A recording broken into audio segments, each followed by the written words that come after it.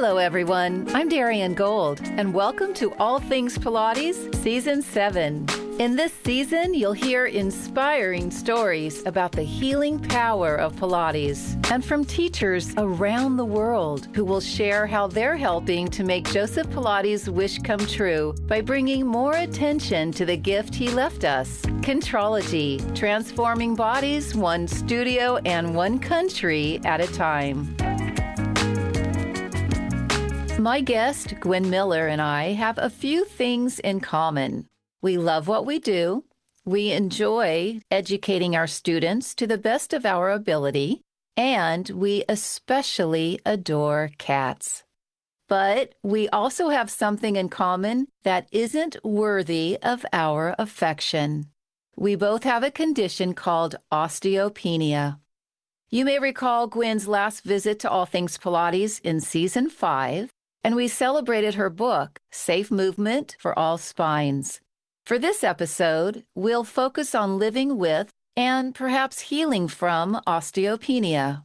For those entering menopause or post-menopause, Gwen is a walking library on different stages and conditions of our spines and how dealing with BMD, bone mineral density, factors into a healthy spine.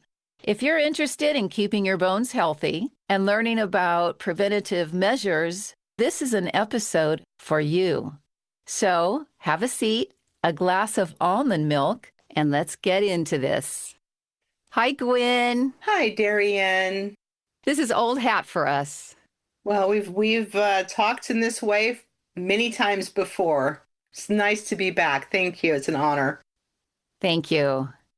Straight up, what is osteopenia? Osteopenia is the reduction of bone mineral density in a human spine and bones. It is the result of the natural bone turnover cycle tending toward bone density resorption instead of the resorption and the rebuilding matching each other. So when we're younger, those two components match each other? Ideally, yes.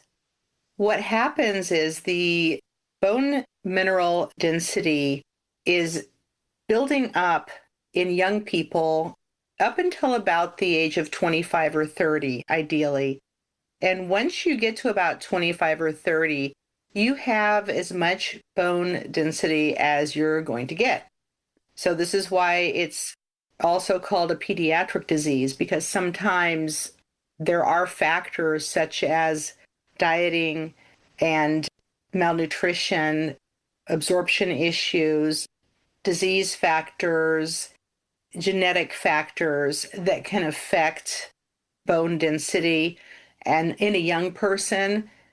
So what happens is you have osteoclasts and osteoblasts, which are little critters, if you will, inside the bones. And the osteoclasts are responsible for resorbing older bone.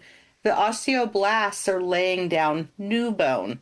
You have fresh, resilient bone at all times. This is all governed by estrogens in both men and women. As we age, we begin to lose our estrogens and our testosterones. So the bone cycle then can change. Osteopenia occurs when there is more bone being resorbed than being laid back down again. That's very clear. Thank you. But if a young child is malnutritioned or there are genetic factors, they might have to deal with what those of us going through menopause or post-menopause already. So they don't get any more. They don't get any more rebuilding because certain circumstances led to that child not having the ability to have both. The building of the initial bone mineral density occurs through childhood and into early adulthood. So, yes, the amount of bone mineral density that a person has by the time they're 25 female, 30 male, that's as much as you can get back. It's all you get. So the importance of childhood nutrition and the importance of other factors such as absorption issues, things like celiac, things like any type of IBS, genetic conditions. There's a whole list of genetic conditions, also cancer treatments. If someone has had chemotherapy, they may have bone density loss. So we can get back what we had as a young adult. The real issue, in my opinion, is that we do not check someone's bone density until they're 65. And you don't know what you had at 25 or 30. Until it's a little too late. Yeah, it's because we have a sick care instead of a healthcare system, but that's a whole nother conversation. If a person was perhaps dieting as a young adult, so in the dance world, in the gymnastics world, there may be pressure. Are you looking straight at me, Gwen? I am looking straight at you. There may be pressure to Totally maintain a certain body weight or body look. But regardless, even in my case, not coming from a dance or gymnastics background, I had pressure as a young adult. I was growing up and the ideal female body was twiggy. I will never be twiggy.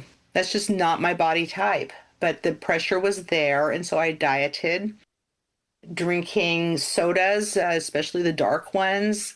There's certain medications that were prescribed that they did not understand would block calcium absorption. So my grandmother, for example, who died of her osteoporosis related symptoms, was prescribed naproxen for her arthritis pain, and that was later found out to be a calcium blocker. So you see, there's multiple factors. So I'm a strong advocate for people getting early DEXA scans. This is identified through a type of X-ray called a DEXA, DEXA or DXA. I just had mine. I think you just had yours. We're not 65 yet, so we self-advocated to get the information. The important timing is the bone density loss occurs in the first 3 years after menopause. Menopause being defined as 1 year after cessation of the menstrual cycle. Can I ask you, speaking of your grandmother, what is the difference between osteopenia and osteoporosis? I'm assuming that the latter is the worse. Well, it's a continuum. The continuum starts at 0.01 minus and continues to minus 2.4 for osteopenia. Minus 2.5 is when osteoporosis starts. So it's really the same disease. There's not a different disease process. It is an artificial separation based on the amount of bone density that's lost. The bone density is measured in two different ways on the scale. There's a T-score and a Z-score. Your T-score is a healthy 30-year-old, and I'm going to guess probably male because that's kind of the way things are done currently, which is changing, hopefully. And the Z-score is your age-adjusted group. So you look at the T-score, and it'll give you your measurement minus what that supposed marker is. And the problem with that is we don't really know where you were at 25. But That doesn't seem very logical then, or well thought out. yeah, it's in my perfect world, I would have every young woman at the age of 25 get her bone density measured. That's what I would do. It does. It is a factor for men as well. So men who've had cancer treatment, men who haven't had cancer treatment, there's a genetic component. So if it's in the family, we need to look at that. And that is how you can self-advocate too. So my grandmother had osteoporosis. I self-advocated saying there's a genetic link here. I also have a gut issue. I have an autoimmune gut issue, which automatically means that I have absorption issues. So I'm not getting the nutrients that I'm eating. So for those reasons, I self-advocated to have my bone density scan done 2 years early. Awfully glad. Do most people end up with bone loss, man or woman? It's likely. Okay. We getting older is fun. We're blessed to get older. Yes, and we're blessed to have a method that will keep us younger in an older body, sort of. Yeah, well, there's two different ways to look at aging, and more than that, really, but two ways that I look at aging is there's a chronological age and there's a biological age. So our chronological age is how many numbers, how many birthdays we've had, and our biological age is how young we are. And we know that movement matters, movement heals, movement is essential. We're built to move. So we can do much more than many people think regarding keeping ourselves healthy and vital until the end of our days. In spite of having issues like osteopenia or osteoporosis. Right. Are there studies that show that bone loss can be reversed? Yes. There are multiple studies. I have studies cited in my book, Safe Movement for All Spines, and I did more research recently for a seminar that I presented on Scolio Pilates on Demand that was titled Postmenopausal Scoliosis, but should have really been titled Adult Degenerative Spinal Conditions. And there is a lot we can do. There are multiple studies that show increases in bone density. There are also medications. Some of them work differently than others. There have been many, many improvements in treatment. And interestingly enough, though, the statistically, when I wrote the book, I was surprised to find that there were more fractures, more vertebral compression fractures present in osteopenia than osteoporosis. Oh, Yeah. And the only thing that makes sense to me on a gut instinctive level is that because osteopenia is minimized, and I think often people will come into me and go, oh, that's not a big deal. I just have osteopenia. Right. And the doctors have said, "Oh, you have osteopenia, no big deal," because it's many of us do.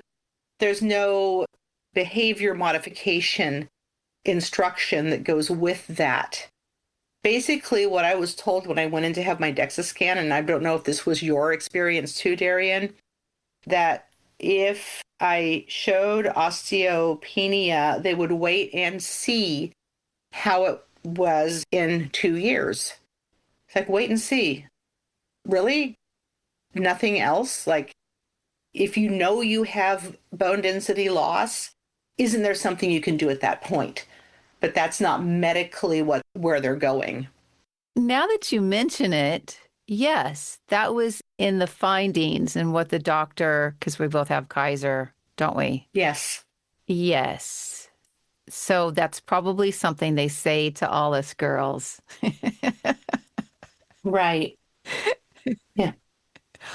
Yeah. So 2 years go by and we haven't done anything proactive.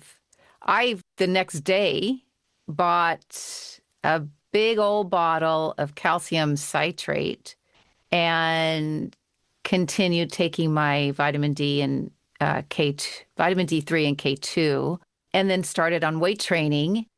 And that leads me to ask you if you are weight training and you're doing the weight bearing, let's say you have 10-pound weights in each hand and you're doing your lunges or you're doing squats, is this literally helping to build bone? Yes, and it needs to be a program of progressive overload. So don't hit it and kill yourself. You basically have to start with, let's say, 5 pounds to 8 pounds to 15 pounds. It has to be a progression like anything else in the Pilates repertoire, right? Yes, it needs to be a progression, and we need to also acknowledge what is the current activity level or fitness level, what is the capacity of the body currently. So it's a big difference if you're talking about someone who is deconditioned, is not an exerciser. That's going to be a different starting point from someone like yourself who is a lifetime athlete and exerciser. Your starting point for weights is going to be, because you've already been using light weights, so you'll need to start Heavier. heavier than someone who is not in that type of shape. I think the main thing is, and here's what Pilates is beautiful at providing us, is this framework for being able to stay lifted and aligned. The problem with vertebral compression fractures is uneven loading of the vertebral body. So if we're in forward flexion, then the vertebrae are unevenly loaded toward the front of the body. That's a problem. It could be a problem. So in Pilates, when we're teaching this lift and this postural reorganization, we're placing a more even load on the vertebral bodies. So if someone is picking up a weight and they're immediately collapsing into a postural default, that weight is too heavy. So the first thing we need to do is organize the body in an optimal alignment. And then the second thing is to start progressively loading the body. Now, if someone has osteoporosis in their spine, axial loading may not be their best idea right away. However, their Axial loading meaning of the spine, like a squat with a barbell or holding weights in the hands, those are both examples of axial loading. However, to increase the bone density in the hip and the femoral neck, I've used a diver's weight belt. And there are mm, some really good studies that have come out recently about the use of weighted vests. yes. The key really is being able to stay lifted within the weighted vest. We can't put on a weighted vest and then collapse under its weight. Yes. So those are strategies. And then there's the nutrition and supplement strategy. And then there's the medication strategy. And Mm. then there's the activities of daily living, the body mechanics. How are we doing our gardening? How are we vacuuming? How are we picking up a box or a load of laundry off the porch or the floor? If someone has all their hormones still, every one of them, can they still show signs of bone loss? How would they know? Yes, they may not. It's called the silent disease. I have met people who I thought were like fit and muscles and straight spine and nothing that I would visibly, outwardly ever guess would have bone density loss and have osteoporosis. So you really don't know. You don't want to find out the hard way. So you don't want to find out by having a vertebral compression fracture or breaking a hip. Are those always felt? Once they happen, they can be quite painful, and especially on transitions. So, no gravity, like laying down, probably feel pretty good, but then trying to get up, transitioning from laying down to getting up, if they don't know how to do a log roll maneuver, the twisting can irritate. And then once gravity is present and the spine sitting or standing, it can be quite painful. So any kind of pain, I'm a big fan of getting it checked out. It's like, why not? What do you got to lose? Just rule out something serious. It's interesting. I actually, on that note, have a client who has a spine condition and suffered a setback in how she was feeling after golf, and went in. I helped her to advocate to get an x-ray to rule out a progression of the spine condition. And when she was able to get the x-ray to rule out the spine condition progression, she immediately felt like 80% better. Because just the fear of not knowing sometimes can influence the experience of pain. So I'm a big fan of let's collaborate with our medical professionals, with our PTs, Pilates instructors, personal trainers, doctors, all of the people that each of us looks at these issues with our own lens and get the information that we need in order to make informed decisions. How did you come upon Pilates originally? I don't remember. Ah, Pilates for me was a business decision. It was not that I came in with an injury. I came in with this looks interesting. I guess I could add that modality on. And Oh, what were you doing beforehand though? as a Czech practitioner, a corrective holistic exercise kinesiologist, and a personal trainer, and a yoga instructor. So it was really, at that time, it was just another thing to add on. And the gym where I was working had a lot of reformers, and they were trying to get some of the staff trained to be able to utilize the equipment. And so it was kind of like, what the heck? So I started taking classes. I took teacher training because that's how I roll. If I'm interested in something, I just go straight to the teacher training, and then I go and do my practice after. And in the midst of all this, I had small children in school, and I got a really bad cold. You know how they bring home germs. And the cold went on and on and on. So I got a chest x-ray to rule out pneumonia. And the chest x-ray results came in the mail quite a number of decades ago. Oh, And it said no sign of pneumonia.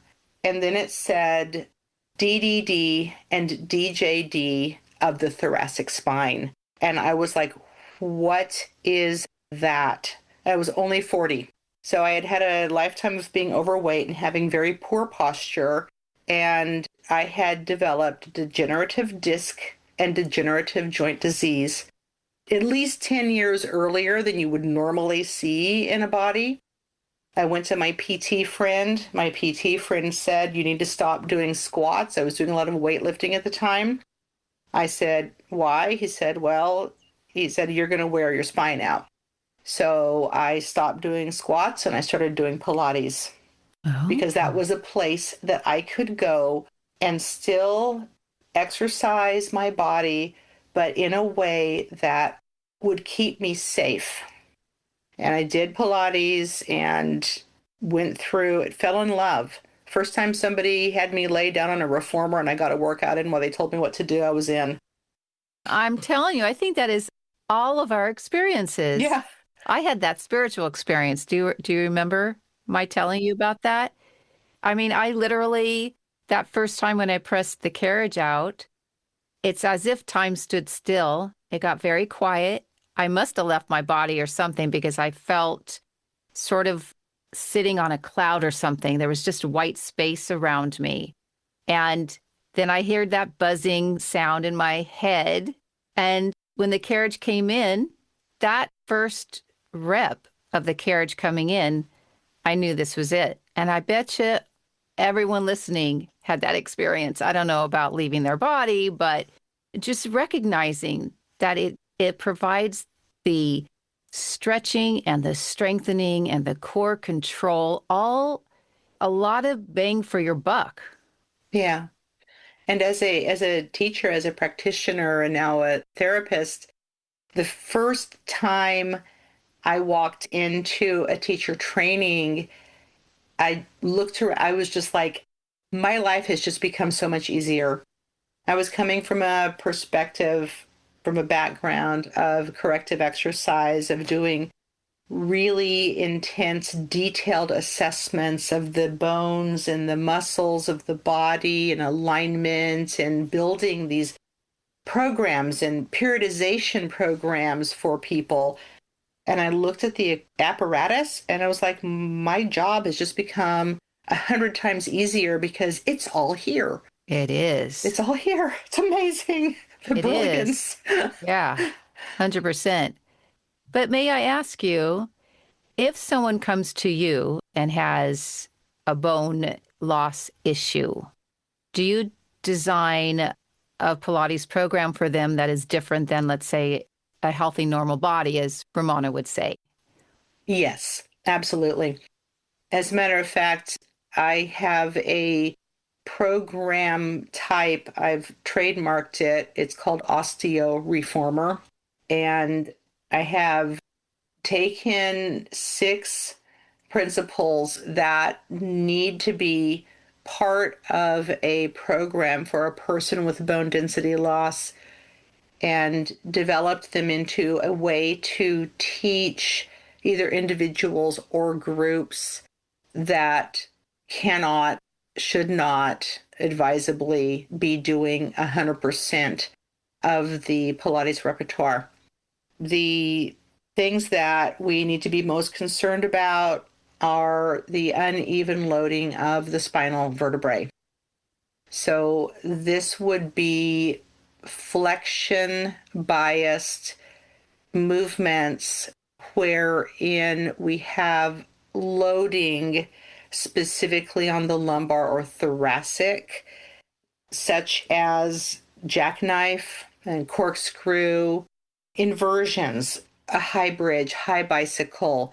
They place the thoracic spine under load inflection, and even in a person who's a what we might term an advanced practitioner, it's still a risk. So as a teacher, I feel that my job is to mitigate risk. Whatever I do with my own body is my business, right? But if I'm teaching someone, I am going to mitigate the risk as much as I can. And another factor is falling. So fall prevention, balance training, yes. Things like, are we going to place someone up on top of a reformer or not? Like, what is the fall risk there? If we're doing a one-to-one session, we can properly spot that client and we're close enough to spot that client. If we're teaching a group, even if it's a small group, you cannot spot more than one person at a time. Maybe you can spot 2 if you stand in between 2 reformers, but it's still not ideal. So there are certain things that are, the risk is, in my opinion, not worth it to even include in a program. But there is so much more that we can do. Hey, everybody. Are you ready to master your moves? So finally, the long-awaited update of my 2 Studio Darien mobile Pilates apps has arrived. Hallelujah. As you may know, classical Pilates is more popular than ever, and I was determined to once again offer you a classical Pilates resource. So my team and I redesigned these apps into one amazing app called Pilates Mastery. In this app, you'll find the 5 original videos and an added video, the first 7, 2 other sections never presented before, Pilates in 5, and my special series, Gold Talk. Pilates Mastery is available in the App Store and Google Play. And, by the way, our promotion is running through August 1st, 2025. So, before the cost of the app goes up, get your Pilates Mastery today. And now, back to the interview. Just our chest expansion series, our thigh stretches, our prone box pulling ropes, pulling straps, all of the direct back strengthening work, all of the balancing work, the leg work, the core work. We may have to change short box abdominals series from C curve to flat back hinge, but you can do variations of that repertoire in a flat back hinge that are a better idea for someone with bone density loss. So we're building the strength, and we're also giving them information about how to change their body mechanics. So instead of rolling down, we can hip hinge down, and we can then translate that into their life.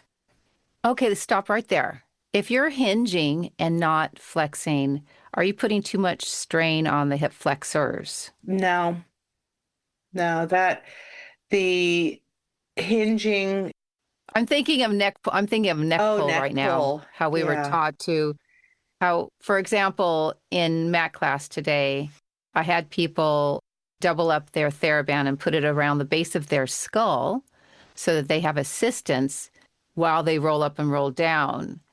But there's a difference between once you're sitting up straight, going back hinging, as you were describing for short box, and then pulling the hips under and rolling down.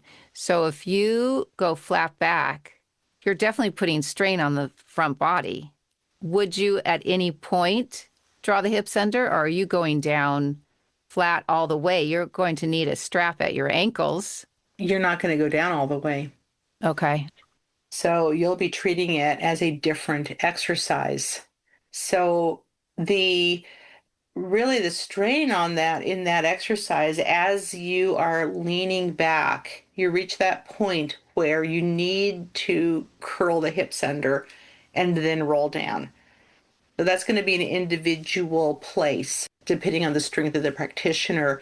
The load there is the psoas, the hip flexors, pulling on the spinal vertebrae forward. So it's more of an extension moment in the spine, not a flexion moment in the spine until you get to that part where you need to tuck under to roll down. But the rolling down part is Where you get into trouble. not going to happen. Now, if you're then taking that similar idea to the Cadillac, to the trapeze table, and you put a baby arc behind a person with or without the assistance of the roll down bar, and you have them flat back hinged to the limit of the baby arc and then back up again. Now, that's something that I do. That would be something that you would do with a person who has bone density loss. But the whole roll down, you can see, and especially the roll up, you've got the issue of the uneven loading of the vertebrae, inflection. Plus, someone who's seated, they have more weight, if you will, on their vertebral bodies than if they're standing. So in my book, in chapter 1, I have a chart that I drew from 6 different studies. That is the reason why there's no actual weights on the chart, because everybody's study has a slightly different number. Basically, if you're laying down, you have the least amount of pressure on your spine possible. And then you go to side, there's a little bit more, probably because the spine side bends a little bit. Then you stand. If you, those, so in order, those have from least, and it's increasing the amount of pressure on the spine. Once you have someone sitting, that's the most pressure you can have on their spine. And if they're sitting and flexed forward, it's the most. So we need to consider gravity and body position when we're talking about these exercises too. So when we think, oh, well, no flexion, if someone is in quadruped and they're doing arch and curl or cat cow, that should be okay. As long as we're not forcing some kind of an end range, there's no pressure on the spine. But if we have them sit and we do the same movement, that's now much more questionable. Do you teach rowing, any of the rowing series sitting with students who have bone density loss? How about the flat back variations? So you've got Rowing 2. rowing 2, and then 5 and 6. rowing. Well, what about three? Turn around. Right, right. Yeah. Um, and 5 and 6, yes. And if you really need to be careful with someone, you'll limit the range of motion forward. So you stop before the spine goes into flexion, but then the rest of it you can do. It's an interesting discipline. If we do not round over our legs, I think we may find that some of us can feel a more intense stretch in the hamstrings as well. Do you remember the president's physical fitness test? Um, Remind me. This was something that was in started out in schools. I think they're still using it. I don't remember which president it was. It was a series of exercises that were assessments of children's physical fitness. And among them was a sit up and a hamstring stretch. And the sit up, I was so proud of my middle son. He showed me the sit up, and of course, the children are taught to have their hands behind their heads. It's basically neck pull that they're being told to do, but just on the way up, and then a roll down on the way back with the hands behind the head. And he was showing me this, and I was seeing this happening in the schools, and it was like these children have no idea how to connect to their inner unit, and they're basically just yanking their head forward. And so I told my son, I said, this is not healthy for your neck. So I taught him how to do a proper upper body lift. And I said, just do this. And then he was able to stand up to his teacher and say, my mom's a Pilates instructor, and she told me that this is not good for my neck, and this is what I do. But the point being, getting back to the rowing series, if we do a forward fold and we're doing it as a flat back hinge from the hip joint, you will reach a point where your hamstrings are the limiting factor. And if you continue to round your trunk over your legs, you've stopped stretching in the hamstrings and you've begun stretching in the back extensors. Yeah. Okay, we all are going to have a different range of motion in that. And so my recommendation would be to flat back hinge over the legs until the hamstrings stop and you can feel the pull on the sit bones and the ischial tuberosities. And then that's it. That's all you get. So then from there, you bring your arms around and forward and then stack back up again. You see, so that can make it a more appropriate exercise for someone with bone density loss as opposed to the rounding and then the Yes. articulation up. Yes. Love that. It makes a lot of sense. I think the flat back over was also done with in Joe's time. They might even call it an archival version, hinging forward opposed to diving down and finding that inner lift that we always talk about. Mm-hmm. Well, speaking of a Pilates curriculum, you and I are about to present a unique workshop. Would you like to tell our listeners more about our plans? Sure. So maybe this requires a little bit of a Oh, no. backstory. Okay, okay. So when you and I met, you had just moved up here from, I think, Santa Monica, working in Hollywood, right? And that was Yes, back in, yes, yes. gosh, that was a long time ago. Should we tell them how long? 2013, I left. Okay, so 2013. So it's been a good, baker's Decade. dozen of years. Yes, yes, And yes. while you were establishing yourself in this new area, I was working at a club and you offered to do a demonstration class or a mat class, a classical traditional mat class for the Pilates instructors. And I was curious. I was like, wow, we have this person coming and this is really cool. And I've been curious and I want to know more. And You were classical I was curious. classical curious. Yeah, I have to say. Yeah. Hmm. And so I signed up for the class And I was really shocked and chagrined that I was the only one who signed up for the class. I was like, what is this? What do you remember that? What? You don't remember No. that? Because it was No. like I blocked it out of my head, I'm probably. sure, it was like, what? And so I Nobody was signed up but you? nobody signed up but me. And I was like, what the heck, people? Here we Wow. have this chance to learn from somebody who's Y- the real Yeah. deal. I always call you the Yeah. real deal behind your back. I don't know if you knew that. Oh, I don't. I didn't. So the class didn't happen. And so then I contacted you and I was like, I was the person and can I just work with you? And so, of course, you were very gracious. You said yes. And so we started working together. So I came to you as a student. And really, our sessions, to me, it was Well, wait a what? second. Wait a What? second. There were Pilates teachers in this club, and they were all trained, I'm assuming, contemporary. Yeah, by me, yes.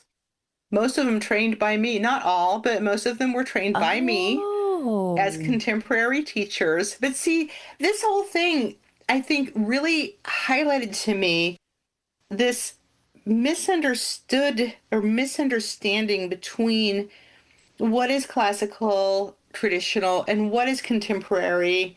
And do we really need to be afraid of each other? Do we really need to have like this separation? Because we're all rooting from the same source.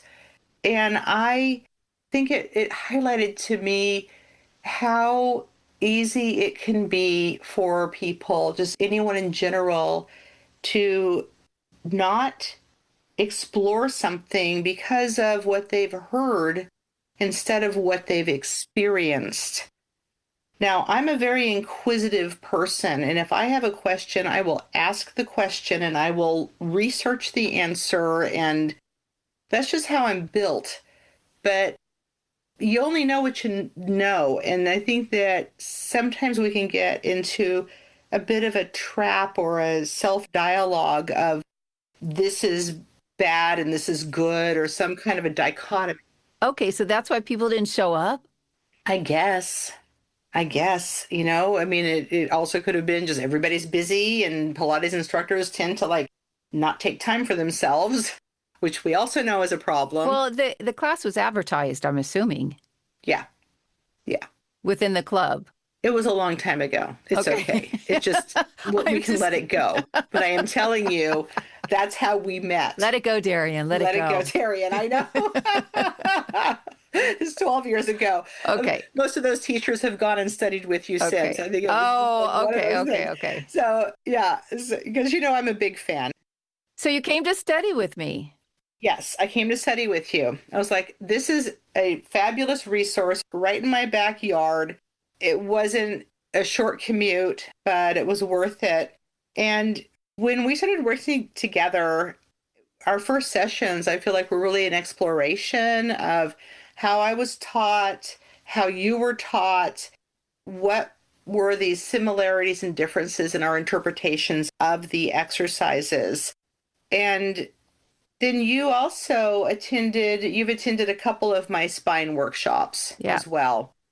So you've come in and looked at how Pilates is adaptable toward special populations.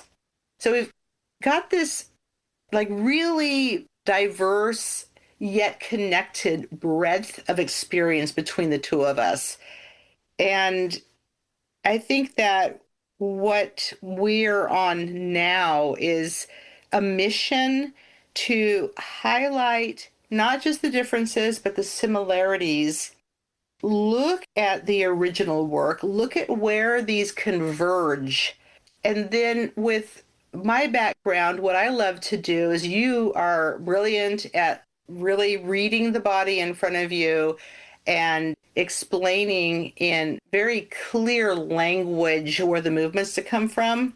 And I am brilliant at looking at the movement, looking at the body in front of me, and explaining how it is biomechanically sound or not, Yeah. right? So we come at this work with two different backgrounds, but it's a beautiful convergence of skills and experience. And I think at the end of the day, we both love the work and we love teaching. And our goal is to see both of these disparate sides. Like, let's all get together and let's celebrate the beauty of both types of work with the acknowledgement that it all comes from the same source. Beautifully expressed, Gwen.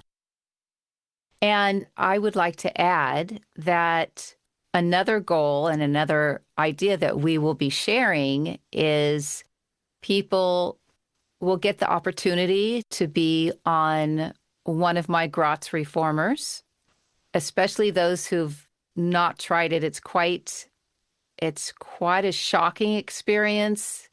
I always describe it as going from a modern contemporary reformer that has a lot more space is similar to getting into, let's say, a minivan and then getting down low into a sports car. It's a very tight feeling, and you can only go in. There isn't anywhere else you can go. You must stay within the frame. So people will experience the reformer from Grotz Pilates, and then you have a balanced body reformer. Yes, I have a clinical reformer that is the top of the line medical grade equipment that they manufacture. So it is the epitome, if you will, of the contemporary design. It's an offshoot of the studio reformer with an infinity bar and lots of doodads that I show on my Instagram page, working with clients who need extra support. But yeah, there is a big difference in how those pieces feel when you're working with them. There are some exercises in on the contemporary apparatus that I can illustrate as a teacher trainer. This is something where you need to be one with your reformer or with your apparatus. This is where the spring is giving you feedback, that type of feeling. So, and I think the classical apparatus, to me, it drills that home in the feeling without having to verbalize it. That's a great way to see it. When I get on, yeah, and so my dream studio, I'm thinking about expanding my studio because I want one of each. I just want to go in there and play and have both. Yes. Yes.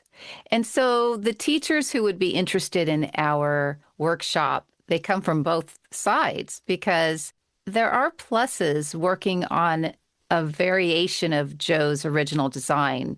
There's a lot more room for exploration, I guess you could say, for just corrective exercise. So that has its pluses as well. But I think we would be very happy having teachers who are not afraid to ask questions. We're all in this together.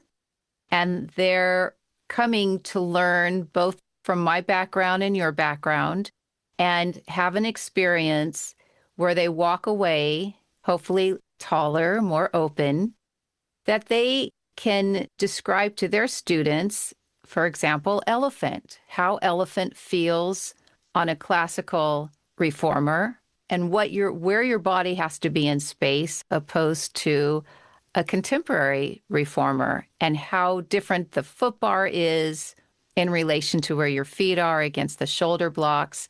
Even if someone walks away with truly understanding the differences of those two designs with one exercise, I think we will have done our job. If their interest has been piqued, how do they reach out to us, Gwen? Well, I would suggest, Darian, that they give us a follow on Instagram and send us an email. I like that. So you can, cool.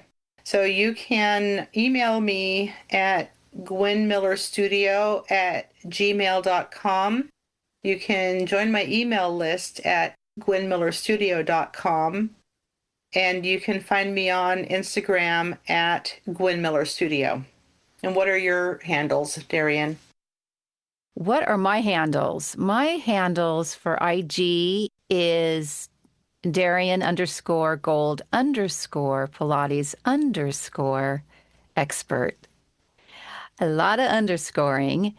And my website is dariangold.com, and Facebook, I think, is just Darian Gold. Okay. I've got just Gwen Miller on Facebook and then Gwen Miller Studio, and yeah. But then what's your email? My email is darian@dariangold.com. And we didn't talk about this, or maybe we did, and I don't recall, but we were throwing around the idea of offering a Gwen Miller book and a Darian Gold app. And once we get that together, we will have some sort of competition or contest, and someone who is in our workshop will get one or both, depending. Should I have asked you first before?